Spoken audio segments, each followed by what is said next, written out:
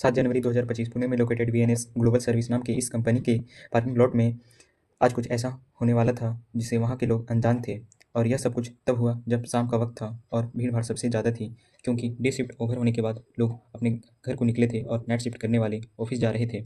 इसी ऑफिस के बिल्डिंग के पार्किंग लॉट में रिकॉर्ड हुई सीसीटीवी की इस फुटेज को देख ऐसा लगेगा जैसे कोई नुक्कड़ नाटक चल रहा हो और लोगों की भीड़ उसे देखने जुड़ी हो, पर ऐसा नहीं था। तस्वीर में व्हाइट टी-शर्ट पहने दिख रहा यह शख्स कृष्णा सत्यनारायण कनौजिया है और ज़मीन में बैठी ब्लैक टॉप पहनी यह लड़की सुभद्रा कोडारे है, जो दर्द में चीख रही है, चिल्ला रही है, क्योंकि इस शख्स ने हाथ में पकड़े धार-धार चाकू से उस पर कई वार किए हैं। इस लड़की का खून तेज़ी से बह रहा है और खुलेआम हमला करने के बाद वह लड़का हाथ में हथियार लिए उसी लड़की के अगल-बगल टहल रहा है। गौर करने वाली बात यह है कि यह घटना वहाँ हुई जहाँ सबसे ज़्यादा भीड़-भाड़ थी और वहाँ खड़े सभी लोग अपने फ़ोन से वीडियो बनाने में व्यस्त थे, पर कोई भी उस लड़की को नहीं बचा रहा था और वह लड़का को ज़ूम करने से नहीं रोक रहा था। 28 साल की सुभद्रा कोठारी 2018 में अपने एमबीए की पढ़ाई पूरी करने के बाद वीएनएस ग्लोबल सर्विस एक मल्टीनेशनल बीबीओ में एज अ सीनियर असिस्टेंट के पद में काम कर रही थी और रिपोर्ट के अनुसार वह पिछले 6 साल से पुणे के इसी ऑफिस में काम कर रही थी। सुभद्रा की फैमिली रत्नागिरी के पास चिपलून से थी, लेकिन बाद में महाराष्ट्र के सतारा डिस्ट्रिक्ट के कराड़ में सेटल हो गए थे। सुभद्रा के फादर की कराड़ में ही एक इलेक्ट्रिकल शॉप थी। सुभद्रा की कंपनी में 28 साल का कृष्ण सत्यनारायण कनौजिया भी जॉब करता था, जो शिवाजी नगर का रहने वाला था। वह एज अ जूनियर असिस्टेंट पद पर जॉब करता था और यहीं से सुभद्रा और कृष्णा की जान पहचान हुई थी, जो बाद में दोस्ती में बदल गई। बीच में कृष्णा ने जॉब छोड़ दी थी, लेकिन 1 साल बाद इसी ऑफिस में ऐसा सीनियर अकाउंटेंट ज्वाइन किया था। अगर ऑफिस में कृष्णा किसी के ज़्यादा करीब था तो वह थी सुभद्रा, और वही उसकी नज़र में सबसे अच्छी दोस्त थी। एक दिन सुभद्रा कृष्णा के पास परेशान हालत में पहुंची और कृष्णा को बताया कि उसके फादर को हाई ब्लड शुगर की बीमारी है और कंडीशन बहुत ख़राब है।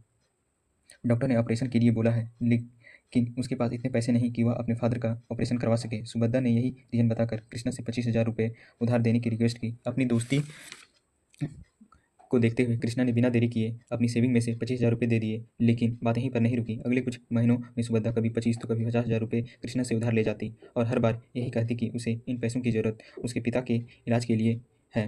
कृष्णा भी दोस्ती की पट्टियाँ आँखों में बांधे बिना कोई सवाल पूछे उसे अपनी सेविंग में से पैसे देता रहा। ये सिलसिला इतना लंबा चला कि उधारी की फिगर लगभग 4 लाख तक पहुँच गई।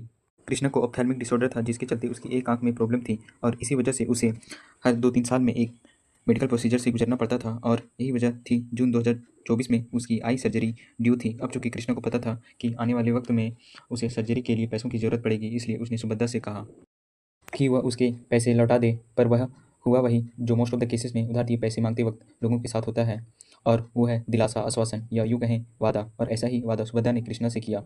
उसने कुछ वक्त की मोहलत मांगी और प्रॉमिस किया कि वह जल्द ही उसके सारे पैसे लौटा देगी। इसलिए सच को जानने की खातिर कृष्णा सुभद्रा के फादर से मिलने पहुंच गया, जहां उसका सामना ऐसे सच से हुआ जिसकी उसने कल्पना भी नहीं की थी। सुभद्रा के फादर ने कृष्णा को बताया कि उन्हें ना कोई बीमारी है और ना ही उनकी कोई सर्जरी हुई है। कृष्णा के लिए यह एक बड़ा झटका था, क्योंकि इतने लंबे समय से उसे इमोशनल फुल बना बीमार के नाम पर सुभद्रा ने उसे उधार नहीं बल्कि ठगे थे।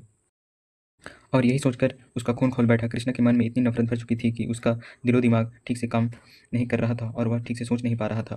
7 जनवरी की शाम 6 बजे जब सुभद्रा नाइट शिफ्ट के लिए पहुंची थी, तब उसके सामने से कृष्णा मुस्कुराते आते हुए दिखा। सुभद्रा को अंदाज़ा नहीं था कि यह शाम उसकी ज़िंदगी की आखिरी शाम बनने वाली है, क्योंकि कृष्णा के मुस्कान के पीछे इरादे कुछ और ही थे। कृष्णा सोचकर आया था कि यह आखिरी बार है जब वह सुभद्रा से अपने पैसे की बात करेगा, लेकिन सुभद्रा ने उसके पैसे लौटाने से साफ इनकार कर दिया। सुभद्रा के मुंह से ऐसी बात सुन कृष्णा भड़क जाता है और अपने साथ लेकर एक लीवर, जो एक तरह का बड़ा सा चाकू होता है, उससे उसके राइट हैंड के एल्बो पर कई बार वार करता है। हमला होते ही सुभद्रा वहीं ज़मीन पर गिर जाती है।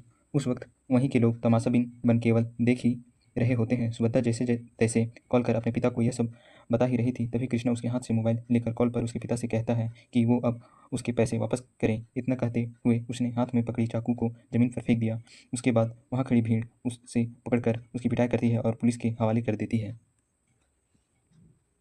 क्योंकि वार तेज धारदार हथियार से किए गए थे, इसलिए सुभद्रा के हाथों की कई नसें बुरी तरह से डैमेज हो गई थी। पर सबसे बड़ा प्रॉब्लम था कि सुभद्रा को लो ब्लड शुगर की शिकायत थी। यही वजह था कि जब तक भीड़ ने रिस्पॉन्ड किया और उसे हॉस्पिटल में एडमिट करवाया गया, तब तक ब्लड क्लॉटिंग ना होने की वजह से बहुत ज़्यादा खून बह चुका था। इसी वजह से काफ़ी खून बह जाने के कारण इलाज के दौरान कार्डियक अरेस्ट पड़ जाने से सुभद्रा की जान चली गई।